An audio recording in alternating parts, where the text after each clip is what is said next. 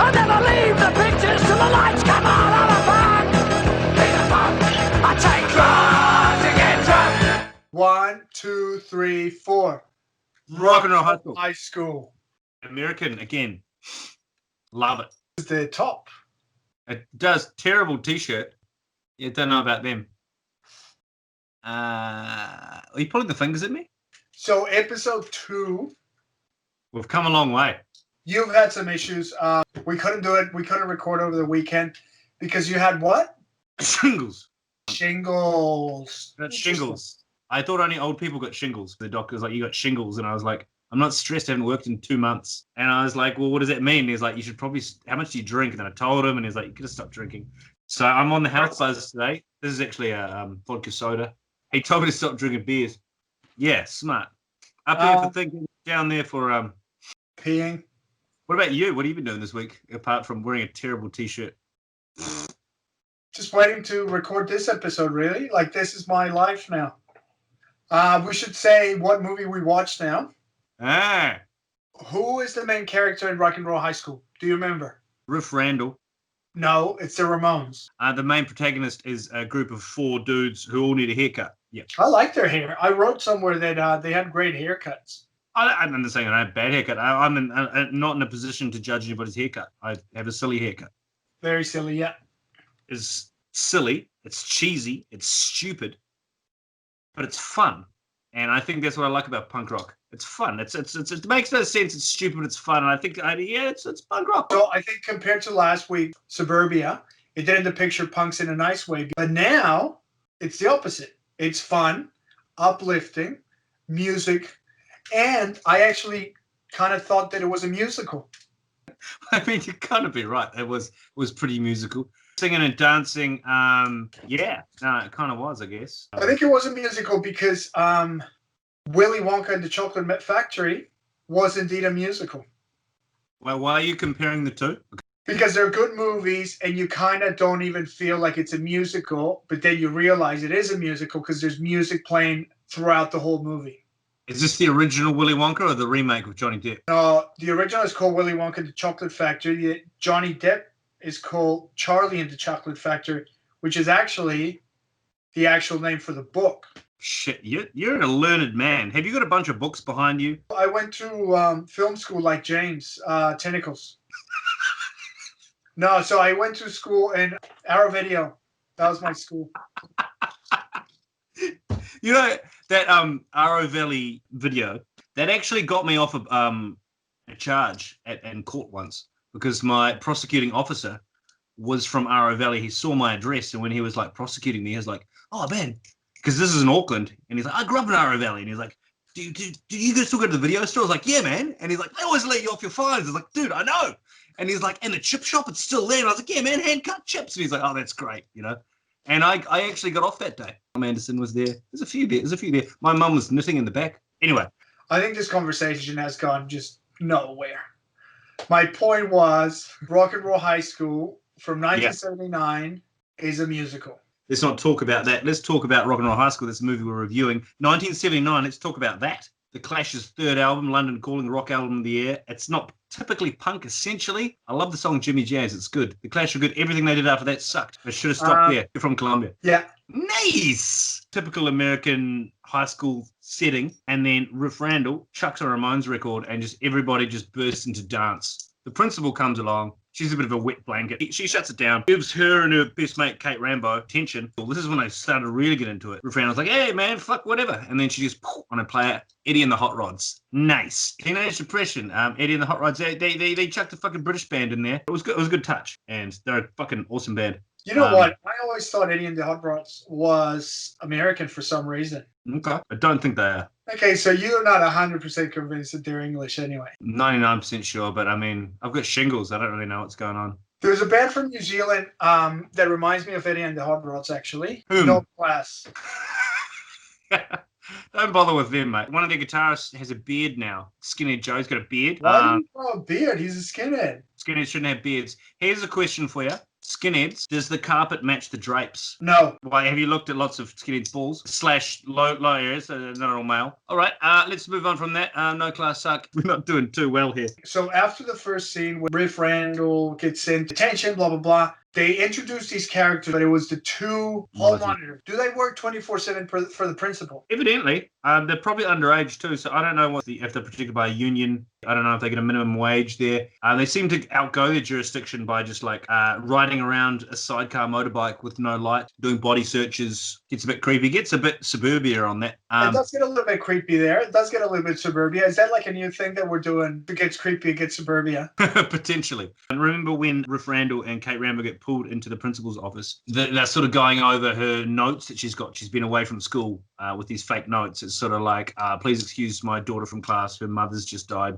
/ Mrs. Randall. Hilarious because the note's from her mum and she's supposed to be dead. And then they mention that her goldfish has died. Hall monitor eats the goldfish. It's a goldfish. And now there's a bit of a theme on that, and I was wondering how you felt because they also exploded a few mice. You're vegan. Do you think that animals were portrayed in a pretty sort of? I'm not sure I was into that. I mean, I'm a pescatarian. I'm not into animal rights too much, and I go on about it. But so maybe it's okay they ate the goldfish, but maybe they shouldn't have killed the mouse. From my standpoint, how do you feel? Yeah, I find it weird someone eats a goldfish, but this is a movie set in 1979. Back then, nobody gave a shit about anything. Okay, nihilistic times, the late 70s. Hold on. Oh, for fuck's sakes. Is someone doing something to a goldfish back there? Wait, my daughter's awake. Oh, I wasn't ready for this. I haven't really done myself up for the talk. Come forward a bit because your head's sort of coming out of nowhere. Where were we? The mice. This is one of my favorite things about the movie. The sort of reoccurring joke of the mice. I didn't understand what the mice was all about. Well, I understand it was kind of like a lab experiment. But the mice obviously we're jumping here from scene to scene. The mouse, the punk rock mouse, cool. Sure. Yeah, that was cool. The principal's like, trying to convince everyone that rock and roll is a bad thing. And she's like, I've got this mouse. Look what happens when we play rock and roll music. And there's a before and after shot. The after shot's got a leather jacket on. It's like, fuck, it's a cool mouse. And then she puts it in again. She turns up the music past, the loudness of the Who, and the mouse explodes. They're like, fuck, rock and roll kills mice. And then the next one turns up to see the Ramones. And he's like, hey, man, you can't come in here. Like, we've had mice exploding all over the place. And he's like, hey, man, I got these fucking earmuffs. Chucks on the earmuffs, goes in, has a great time. And then later in the movie, it comes up again when the teenagers take over the school with the Ramones. And there's the concerned mother mouse standing there yelling next to the principal. And she's, Is she knitting? Nah, that was my mum. She's not, but it says, her apron says, I hate mousework. Well, that means nothing to me. This mouse joke goes on through the whole film, and right at the end, that nerdy teacher, people say that your music is loud and destructive and lethal to mice, but I think you're Beethovens of our time. I wrote that as well, the Beethoven thing. I like a bit of a joke. There's a few jokes in this movie. It made me laugh a lot. I think it's time now to plug our sponsors. What do you got? Oh, I thought you had a sponsor. I wrote to our last week's sponsor and they didn't get back to me. I'm still hoping though. Chinsu, fucking email me back. I'm serious about this. You delicious. Carlos is plugging some shit band on his shirt. You got a few interesting emails this week. I did actually. I got an email from a alcohol shop. Someone wrote on my behalf asking for some specific Colombian drinks. And they wrote to me today that they didn't have them. No. I got another email maybe on Sunday. Scientology Info Center. Tom Cruise. He was in Suburbia, I think. But they said, thanks for reaching out. We don't do Christian baptism, but we do naming ceremonies. They don't baptize me, but they can give me a new name. What name would you go for? I think Jesus of Nazareth. I was thinking like something more Scientologist, like Starbuster. And then I had another person email me, the Melbourne City Adventist Church. Selling you some sanitarium goods? I don't know what you just said, but yeah, cool. So they said, should I ask them to be our sponsor? Oh! Hey, look, you've already got their email address. And these motherfuckers are sitting back. I was trying to figure out who did this. Oh my God, my daughter's up again. My mum was actually accused of witchcraft. Fucking hell. I don't know what we were talking about now. I have no idea. I think we covered mice. We've skipped a very important part. The guy in the toilet. Eaglebauer. Eaglebauer Enterprises. Now, what a fucking character. Eagle Bauer was the school pimp. I'm pretty sure he sold drugs because everybody was high in that fucking bathroom. Fake IDs. He had it all covered. And he even had a chart. The interesting thing about this is you look at him and he's such an enterprising character. He's got this like little dating thing. Classic scene, actually. Tom Robinson cracks into kissing with the doll and then it slaps him in the face. Doll. It was an inflatable doll. What did I say? A doll. Ah, I mean, a doll could be anything. An inflatable doll is a very specific thing. Do you like the New York Dolls? Yeah. Have you seen the documentary New York Doll? No. I'll tell you something about the New York Dolls. One of my favorite movies, Scrooge, with Bill Murray, you know, Christmas kind of movie. The taxi driver in the movie, which is the main character, is the singer for the New York Dolls. I did not know that. Well, I was actually talking about my girlfriend Mon, and she was talking about Spun, and I was like, the one with Debbie Harry on it, because there's a bit of a contentious issue, because there's a poster of Deborah Harry above my bed. I got a bit of an obsession. I asked her to marry me once. She never said no. Still waiting, Debbie, if you're watching this, but you're probably not, because I'm pretty sure it's only Lance and Carlos's mum. I've got a shout out. Oh, shout it out, bro. To Deborah Harry? No, better hair than Deborah Harris. Calabrius. Shout out to Calabrius in New Zealand. Ah, I haven't seen him for a while. Yeah. Yeah. While we're at it, shout out to Jacinda Ardern. Ah, yeah, actually, somebody talked shit on us after last week on YouTube, and I think it was a Polish goat farmer from Castlemaine. I think his name's Daniel Gacki. I actually have your address, so fucking watch out. All right? Is that where that famous photo of you underneath like chairs and all this other stuff was that in Castlemaine? We don't talk about that weekend. Actually, Jake Ravel of Hardcore Victim fame, he drums in Piss Christ. Actually, he rolled a ute that weekend. I remember like coming to like under that pile of chairs, just looking up, and there's Jake Ravel, and just seeing this fucking thing roll and roll, and everyone running and screaming. He didn't die, so that's good.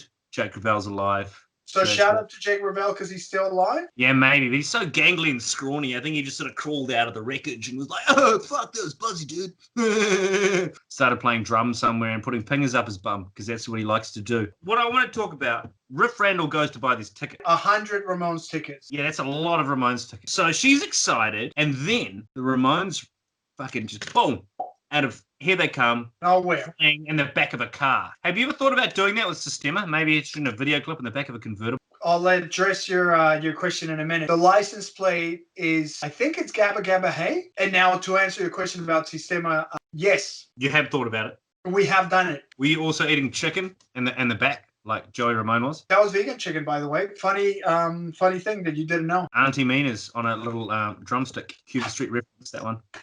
I love all the New Zealand references that probably 99% of the people are not going to understand. Yeah, so 100 tickets. On that note, Joey Ramone's wearing a Ramones shirt. We had a little bit of a talk earlier this week about wearing our own band shirts, and then we comically said we would wear each other's band shirts. I embarrassingly had to admit I didn't own one of yours. Things got a bit awkward there. I don't endorse wearing your own band shirt. I think it's a bit bullshit. It's kind of like, I mean, you always got to listen to your own band. You've got to analyze it. When you get caught listening to your own band, it's kind of like when someone walks in and you're just rubbing one out in front of the mirror. It's egotistical. You don't want to get caught out doing it. Wearing your own band shirt is similar to just jerking yourself off in your own reflection. You shouldn't do it. So I have 2 or 3 of my own band shirts, and I wear them. If I'm not going to go out, I'll wear them. I've worn them out a couple of times. I like to wear them sometimes to make people cringe, because that's a big thing here in the Melbourne punk scene. Nobody wears their own T-shirts. So I think it's quite funny to wear my own band T-shirt and then get shit by everybody. But then the joke's on them because I don't give a shit, and I'm laughing because that's the whole point of the T-shirt. Yeah, okay. I respect that. Okay.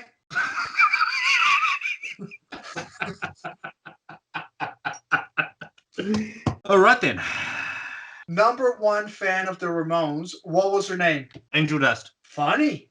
Yeah, it's clever. Shout out to Copper Knobs. One thing that I noticed that Joey Ramone was doing in the car while he was eating chicken, he just threw the chicken out on the street. That's why fucking New York was a dump back in the 80s, because there's people like Joey Ramone just throwing chicken on the street. I will admit, when there's chicken bones near the bins in the park when I'm walking my dog, I get very furious. Not good for dogs. chicken bones. Riff Randall gives tickets to everybody in the school because she wants to get everybody into the Ramones show, right? The principal is all pissed off at Riff Randall and her little friend. What? So she takes away their tickets. There's a giveaway for 2 tickets. You have to call in. The first person that calls in and has an answer for whatever Ramones question. Screaming Steven, the radio presenter. Okay. Yo. They're in the car, they're driving the car, and then there is the question that you have to answer. They stop at a phone booth because back then there was no cellular phone. There's a guy in the phone booth, and he's asking his wife to marry him. yeah. Pricks take away the phone, hang up, throw him on the ground, and then they call in. They win the tickets. Wow. Yeah, close to home for you. Did you have an awkward proposal with your wife? Is that why this is coming up? You had an awkward stumbling moment. You were at a phone booth, a classy sort of Colombian phone booth, on the phone to New Zealand, being like, oh, "Baby, please." For some reason, you've got the Kiwi accent. "Oh, baby, please marry me." And 2 rambunctious teens from 1979 pull up in a DeLorean, throw you out of it, and just sort of destroy the whole plan. Is that what we're referencing here? No, yes, but I'm going to tell you now how I proposed to my wife.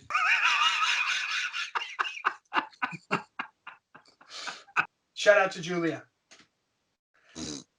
Okay, so you're telling us how you proposed to your lovely wife Monique. By the way, you're punching. Carry on. We were living in Wellington, and I said, you know, what's going to be the closest to South America? So I took her to a fancy Mexican restaurant and I proposed there. I proposed at a Mexican restaurant. What the fuck? That's it. That's how I proposed. That's romantic, bro. I was a professional Mexican chef for a while. I grated cheese for underneath Caleb. He was above me. I grated the cheese. He did the things, and then we went and got drunk after work a lot. Yep, we drank a lot of these actually. Why are we talking about you being married? I don't remember, but anyway. So they lost their tickets. The principal overstepped her mark, which is never really brought up, and she's like, "This massive fascist. We're going to take your tickets from you." Takes tickets from her.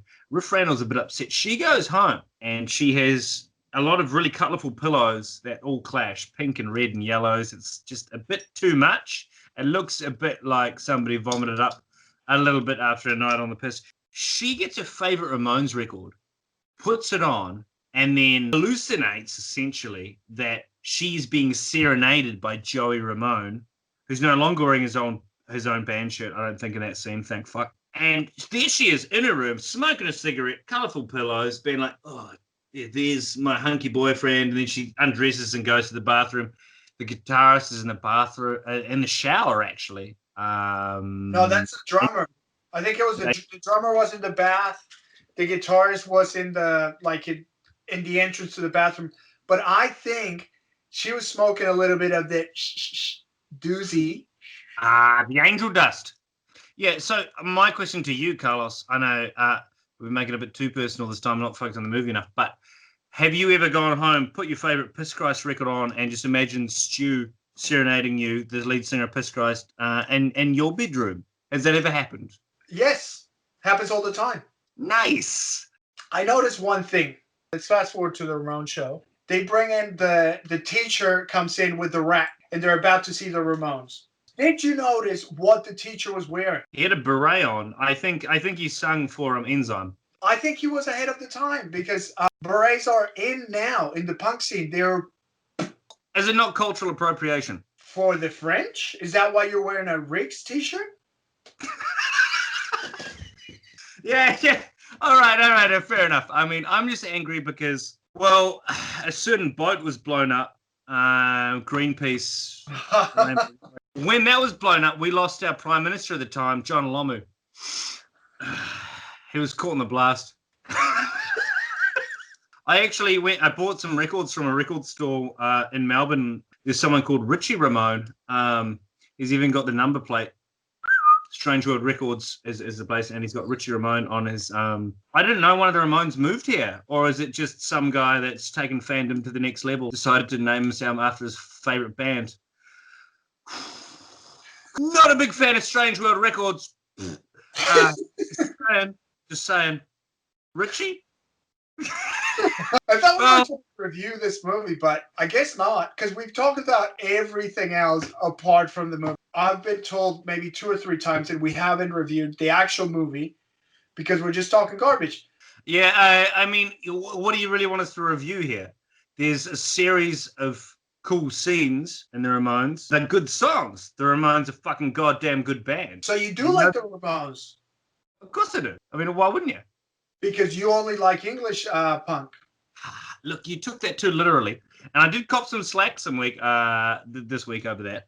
I think this movie isn't really. There's no storyline again, but unlike Suburbia, there's lots of jokes slotted in there. Enjoyed the jokes. I had a good time. I giggled. I drank a beer. I watched it. It was cheesy. It was great. I like cheese. I like punk. I like jokes. And there it was. It's 79. There's not so many studs. The only thing that was quite cringe for the whole movie was the scene where the Ramones was actually playing on stage, and then everybody's kind of like dancing, and it just kind of looks a bit too Hollywood to me. Did you say dance or dance? Dance. What passport have you got? Kiwi. Okay. Yeah, I see what you mean. There's a lot of dancing going on. Aluminum.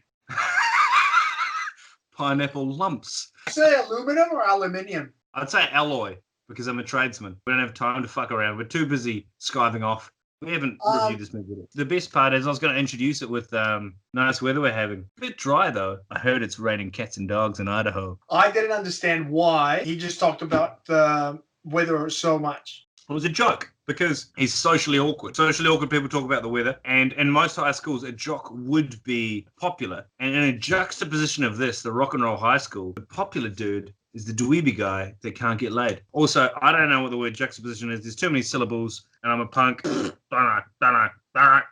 Does not compute. The hottest band this side of the Iron Curtain.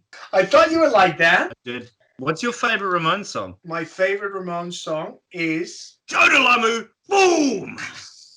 Pet Cemetery. Best album as well. What's your favorite Ramones song? Somebody put something in my drink. I don't know why, but I sing it at work all the time. And I only know 2 lines from it. I sing it all the time. And my boss keeps looking at me and being like, what do you keep yelling that? I don't know. Okay, we've missed some vital point of this movie. The fascist institution of the school. I know you're trying to wrap it up. Just give me a little bit here. The principal, brings in the vinyl solution and, like oppressively, starts to mimic the Nazi regime and burn all of the records. They burn all the records like the Nazis burned all the books. The vinyl solution. It's a very good compilation. We got Generation X, Billy Idol, what up? We got 999, Ed Kennedy's, his stiff little fingers. You got UK Subs, Cockney Rejects, Angelic Upstarts. Damn.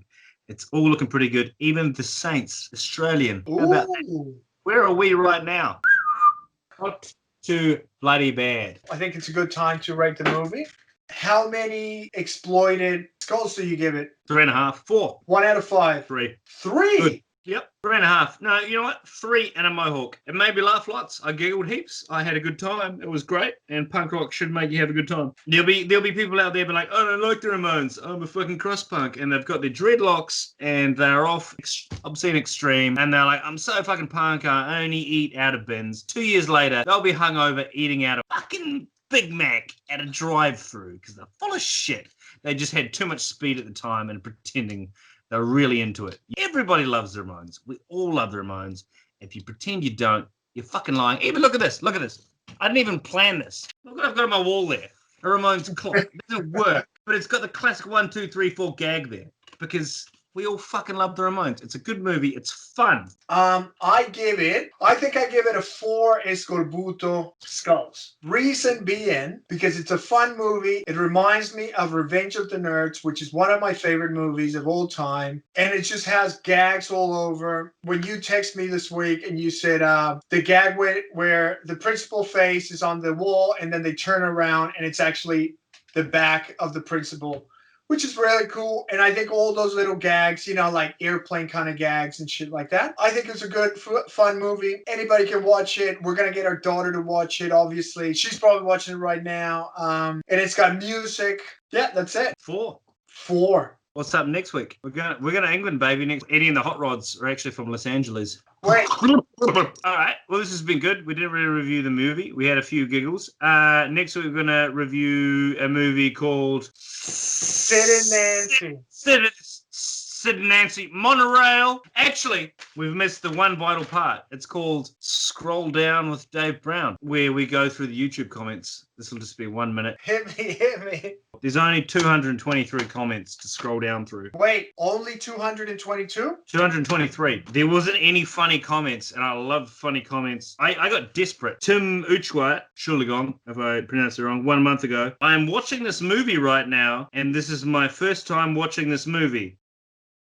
Well done, Tim. You're a fuckwit. He's not done yet. I'm watching it on TV because we have HBO Max. What do you fucking do, Tim? You're a dickhead. So he was watching Rock and Roll High School on HBO Max, and he went on YouTube and wrote a comment from the movie that he was watching on HBO. Potentially. I don't know. He just put it on there, and I was like, you know what, Tim? Shut up. Fucking, there was a whole bunch. I fucking love the Ramones. I'm like, yeah, everybody loves the fucking Ramones. The clothing label, like they're the Misfits. They're like St. Pauli. You buy the shirt, you look the part. Nobody really gives a fuck. And there's the other guy be like, I saw them in 78. Yeah, you know what? Yeah, I saw them in 78. I was a punk then. I was like, if you used to be a punk, you never fucking were. All right. So that was most of the comment. And the only other mildly interesting comment was this brilliant person whose name isn't even relevant, have the Rolling Stones killed. And if you don't get that, then fuck off. I don't get it. It's a Simpsons reference. They play Mr. Burns' fucking birthday. That's right. John Lomu. Cricket racing. He's a punk. I'll never leave the pictures till the lights come on. I'm a